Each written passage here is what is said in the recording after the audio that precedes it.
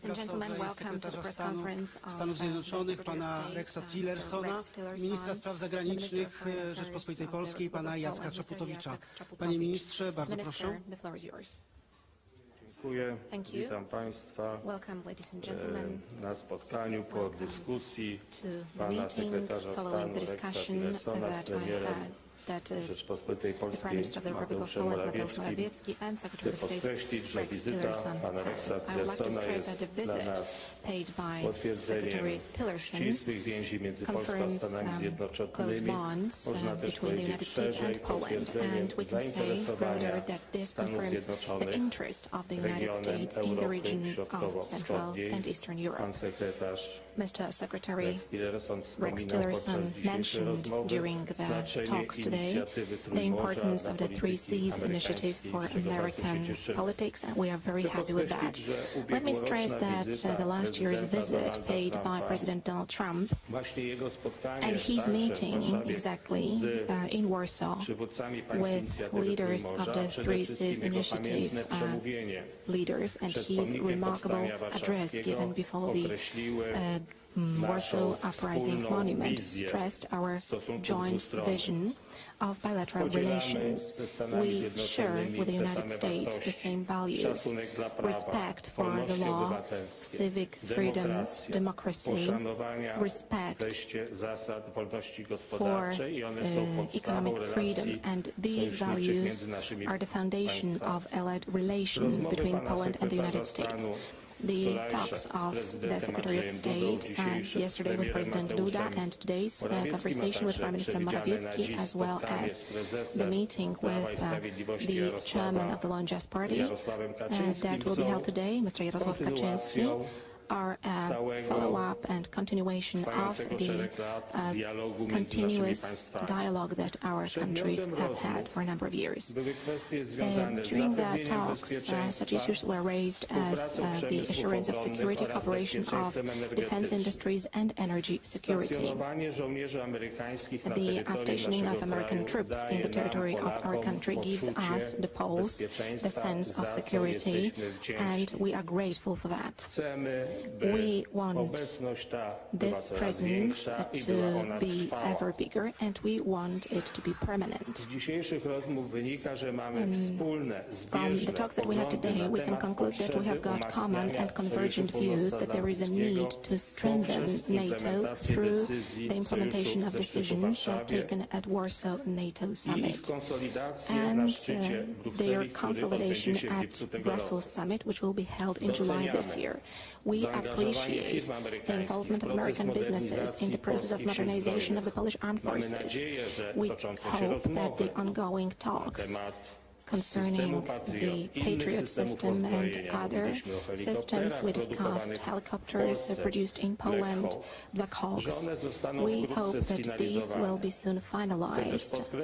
I also want to stress that economic cooperation, we are striving to increase it. It gives to the Polish company access to modern technologies. It contributes to the development of innovation, and this is what we are striving at. And last but not least, the subject of conversation was energy cooperation as well. We share the view that it is necessary to diversify energy supplies into Europe, among others, through the exports of American LNG gas, and also the development of energy projects, also broader than in Poland as part of the Three Seas initiative. During the talks today, Poland presented its criticism vis-à-vis Nord Stream 2 project as a project which serves exerting geopolitical pressure in this region of the world. We are going to ask our American allies to support our policy in this respect. We appreciate that the Secretary noted the fact that Poland is a non-permanent member of the UN Security Council from January. We declare our readiness to cooperate in the UN forum because we share the interpretation of threats facing the contemporary world. And last but not least, I want to say that this visit is symbolic to a certain extent because it is taking place on the jubilee of Poland's regaining its independence. It is the centennial of Poland's regaining its independence. 3 weeks ago, together we celebrated the 100th anniversary of President Woodrow Wilson declaring the memorable declaration, and the 13th point of the declaration provided for the establishment of an independent Polish state. Distinguished Mr. Secretary, we are grateful to the United States that in the past they supported our independence aspirations and that today it constitutes the guarantee of our security. We hope for further forging closer bilateral relations. And I am delighted to be making my first trip to Poland as Secretary of State. I want to thank Prime Minister Morawiecki as well as Foreign Minister Czaputowicz for our conversations today. We had very lengthy and meaningful discussions. Also congratulate them both on forming the new government, their new positions. I also want to thank President Duda for the time he granted me yesterday evening. We also had a very lengthy and thorough exchange of issues, and it was very useful and productive for me in this visit. Poland, I think, as everyone knows, is a great democratic ally of the United States. Our ties go back to the days of the American Revolution when Polish officers helped us win our fight for independence. Our discussions today built on President Trump's visit to Warsaw this past summer. We had a straightforward and productive conversation on several key bilateral issues, as well as items of regional and global concern. I think everyone can appreciate that security is always front and center in all of America's international relationships, and none any more important than here in Poland. We appreciate Poland's cooperation and support on the stance that we, along with the international community, has taken regarding North Korea's development of nuclear weapons. And Poland has been a continuing strengthened member of that pressure regime that we have in place. Poland and the United States are working together through NATO to strengthen Europe's deterrence and defense capabilities. We particularly commend Poland for already achieving the commitment of 2% defense spending, and Poland has set targets that are even above the 2% level, and we commend them for their investment in the defense architecture for the good of Poland as well as the NATO alliance. On other fronts, we're increasing our collaboration to confront cyber threats and disinformation, and coordinating our support for Ukraine's efforts to regain its sovereignty. Like Poland, the United States opposes the Nord Stream 2 pipeline. We see it as undermining Europe's overall energy security and stability, and it provides Russia yet another tool to politicize energy as a political tool. Our opposition is driven by our mutual strategic interest, and we strongly believe that Poland having the means, as well as all of Europe, to diversify its energy supplies is important to Europe's long-term security, and we support many initiatives to develop interconnecting infrastructure to achieve that. The energy sector does represent fertile ground for greater business ties between the United States and Poland.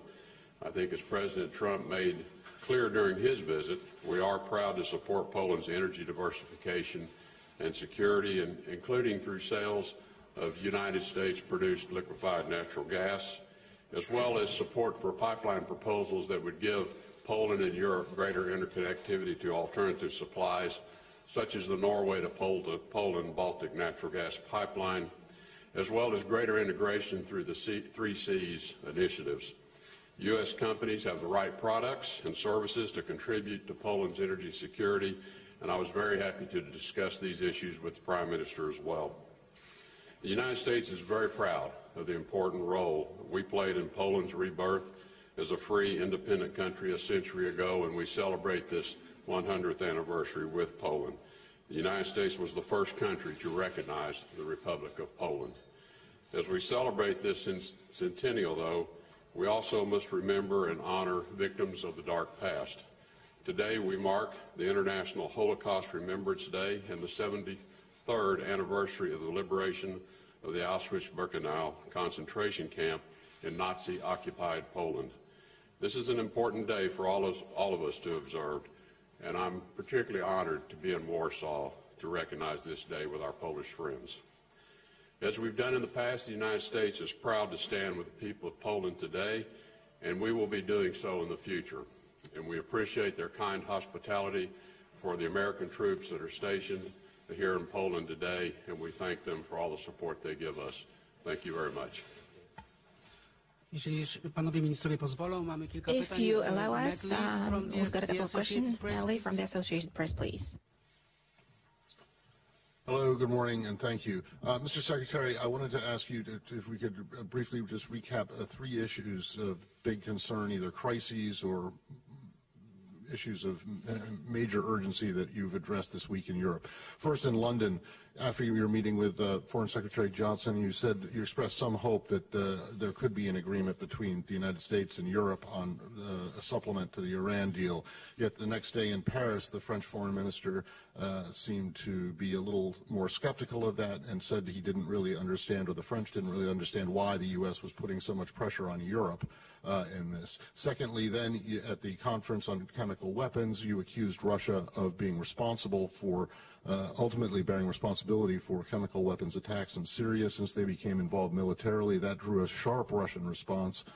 And thirdly, you met with your Turkish counterpart to talk about the situation in Afrin and also the potential for a Turkish incursion on Manbij. I'm wondering, none of these things seem to be getting any better. Is there any hope for them? If there is, what do you see as that hope, and how soon do you think there could be a resolution, if at all? Thank you. Thank you for that global series of questions. You know, as the old saying goes, it's always darkest before the dawn, and I don't want to say we're at the darkest moment of any of those 3 areas that you just asked about. But I think it's why we have given it so much attention and are working hard with partners and allies to put mechanisms in place to begin the very, very hard work of addressing the concerns in all 3. As to the Iranian nuclear agreement, President Trump's been quite clear on his view that that agreement has a number of flaws, and he intends to have those flaws addressed. What we have agreed to do is work with our European counterparts, the E3, most particularly, and ultimately the EU, to identify what areas we believe have to be addressed and a mechanism by which we can address those. And working groups have already begun meeting on the effort to agree principles, what is the scope of what we will attempt to address, and also how might we engage the Iranians on discussions to address these issues. But beyond that, as you well know, the U.S.'s broader Iran policy is about much, much more than the nuclear agreement. The nuclear agreement only represents a small part of the policy. The U.S. has greater concerns and more immediate concerns regarding Iran's malign behaviors throughout the region, support for the Houthi rebels in Yemen, launching of rockets from Yemen into Saudi Arabia, supplying weapons to militias that are destabilizing Iraq, Syria, support for Lebanese Hezbollah. You know the long list of things that the U.S. is concerned about, as are our allies. So our work group also is intended to identify areas of greater cooperation between Europe to push back on Iran's malign behaviors as well. So the work is underway. If it was easy, it would have already been done. We recognize the challenges, but we think we have to do everything we can to address those. With respect to the comments I made regarding Russia and the use of chemical weapons in Syria, I stand by my comments. Reports are in the open source press just in the last 24 to 48 hours of the use of chlorine as a weapon in Syria. These are just unacceptable deployment of chemicals in ways that violate all conventions which Russia itself has signed up for. It violates agreements that Russia undertook to be responsible for identifying and eliminating the chemical weapons inside of Syria. I can only comment that Russia has again failed in their commitment because the chemical weapons are clearly there. They're being used against civilian populations and the most vulnerable children inside of Syria. And I think President Trump was pretty clear the last time he saw this happen inside of Syria. So we are holding Russia responsible for addressing this. They are Assad's ally. They are a member of those conventions, and they made commitments. They need to deliver on those commitments. Finally, with the situation of Turkey and Afrin, as we said the other day, what we hope is that Turkey is able to satisfy that it has addressed its security concerns on its border, and it can limit the amount of fighting that goes on, because clearly there are civilian casualties every time this happened, and we're already seeing those casualties. We also continue our dialogue with Turkey to address their legitimate concerns along the border. President Trump, President Erdogan had a very lengthy phone call, which I participated in the other evening, and the discussion was very open and frank about our views. We share the same objective: defeat ISIS, secure a whole Syria, violating none of its territorial sovereignty today, and putting in place a process by which UN Security Council Resolution 2254 is fully implemented, a new constitution for Syria, new elections held under UN auspices, which we believe will lead to a stable Syria for the future, one in which terrorism cannot flourish. And that is our objective. We believe that continues to be Russia's objective, Turkey's objective, and the regional countries as well. If I may also respond to this question, I would like to stress that Poland shares the goals of the United States as regards the way we see challenges of global nature. We support the policy of the United States, the democratic world, vis-à-vis Iran. 10 days ago, President Andrzej Duda participated in the UN Security Council debate concerning non-proliferation of weapons of mass destruction. We support the position of the United States and other allies from Central Europe that this regime has to be strengthened, and we can see the destructive role played by Russia in this conflict. It is also important to us to stabilize the situation in Syria. We are committed to providing humanitarian assistance there on the ground. This is the goal of the policy conducted by the Morawiecki government. Let me also add that in cooperation with our allies, we are involved in solving the conflict in Iraq. 130 Polish troops are stationed in Kuwait. By the decision of the government, we have increased our involvement up to 350 troops by the end of this year in order to solve the conflict in Afghanistan. In other words, Poland, as a member, non-permanent member of the UN Security Council, also wants to be responsible for providing peace in the world. The question from the Polish press, Małgorzata Gałka, Polish television. I'm representing Polish television. I've got a brief question on Nord Stream 2. You mentioned, both of you, gentlemen, about the positions that have been worked out. I would like to ask about joint actions which can be undertaken in the context of this project of the construction of Nord Stream 2. And very briefly, I would like to ask you about the common agenda in connection with the Polish membership of the UN Security Council. What are the joint topic subjects which can be raised in this forum? As far as Nord Stream 2 is concerned, our position is unambiguous here. We believe that this project has got negative geopolitical implications. We believe that this is not an economic project, and we are calling on our partners to see this project in this way. Talking about the negative impact of Russia in Syria, also because it could obtain resources from the implementation of its policy pertaining to exports of gas. It could obtain resources to modernize its armed forces, and through that to play this negative role in the world. Now, in terms of our agenda in the UN Security Council, I would like to say that Poland, and that is what we discussed today, will take over chairmanship for 1 month. We will hold chairmanship in the UN Security Council. We want to stress our priorities, and our priority is to strengthen international law as the basis for relations among states. In this particular case, we are understood by our allies and other members of the UN Security Council. Well, as I indicated in my statement, the United States continues to oppose Nord Stream 2 for the reasons I said. It is important that Europe Poland certainly pursues a diversified energy portfolio supply. Nord Stream 2 would continue to keep Europe more dependent on Russia for natural gas. It also allows Russia to now use the natural gas supply system as a political tool to create more pressure on countries like Ukraine and elsewhere.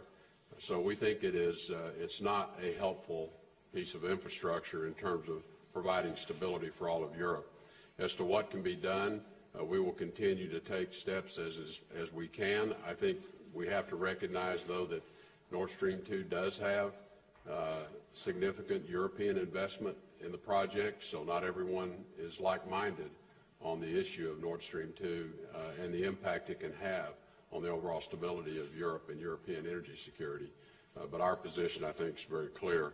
On the UN Security Council, I think, as the foreign minister said rightly so, we share values, and that's the important, I think, that we welcome Poland's membership and its seat at the Security Council during this term, because we know we have a Security Council member that will approach every one of the issues, important issues that come before the Security Council, with a shared set of values, a shared set of values for democracy, shared values for the treatment of human beings, shared values around dignity of human beings, and trying to de-escalate the threats that exist in the world today. I know Poland shares our quest for peace and prosperity for everyone, and that is generally at the Security Councils where a number of critical issues are brought forward for discussion and decision as well. And I think we look forward to collaborating with Poland on the Security Council. I think in almost all issues we'll find ourselves well aligned, but we respect Poland's sovereignty on the Security Council,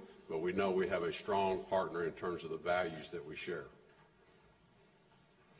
The Wall Street Journal, Pani Felicia Wall Street Journal, please. Thanks. Mr. Secretary, despite the President's trip to Davos, transatlantic relations are not where either side would like them to be. You have vacancies across embassies in Europe, and you've held a chief of missions meeting in Paris, and you're holding one later today. What is your message to the ambassadors in charge you're meeting with? Well, the regional meetings I'm having with ambassadors and chief of missions is something I intend to do throughout the year as I travel to a region. I think it's just a good opportunity to gather everyone in that region together. And clearly a lot of the issues that affect the region, for instance, we're in Poland, and so issues that affect Poland, though, also affect the surrounding nations as well. And our ambassadors and chief of missions that are carrying out, representing U.S. interest in those countries, I think it's very useful for them to have an exchange of how they're seeing the regional issues. So part of this is facilitating greater communication and cooperation among our ambassadors and our chief of missions regionally, and how can we use our understanding and ensure that we're sharing information with one another on how we can advance America's objectives. And then secondly, it's just a good opportunity to continue to share with the leadership team out there in our embassies what our objectives are, so there's clarity around the direction that we're going in the State Department. Ensure if they have questions and need clarity around what we're undertaking back in the United States, that they have a clear understanding of all of our principles and objectives as well. So it's an opportunity to communicate with one another, me to communicate with them, but also them to communicate with each other.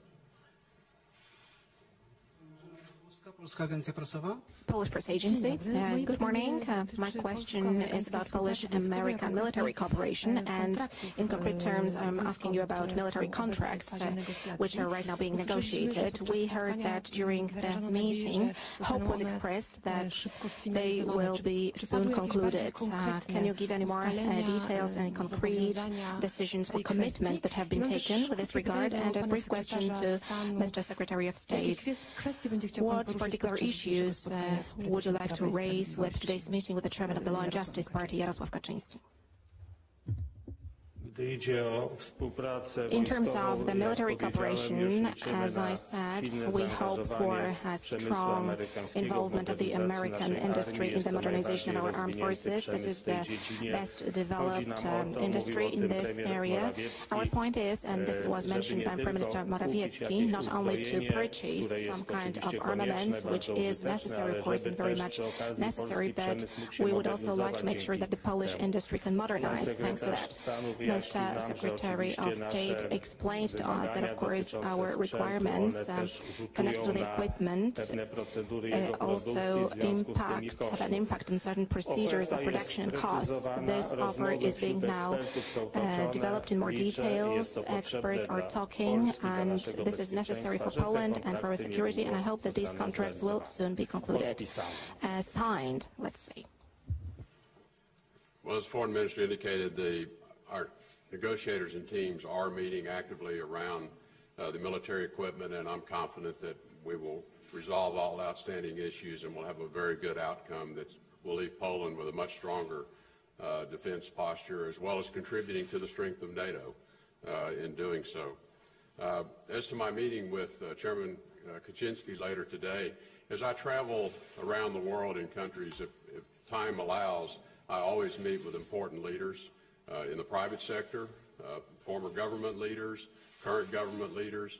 It helps me understand the issues in the country better, and certainly he has a long history here in Poland, an important history in the development of Poland over the last 20 years, and I welcome his perspective. So for me, it's just an opportunity to hear from other leaders, and whenever I have the chance to do that, I take advantage of it.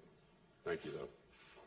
That was the last question that concludes the conference. Thank you, ministers. Thank you, ladies and gentlemen, for your participation.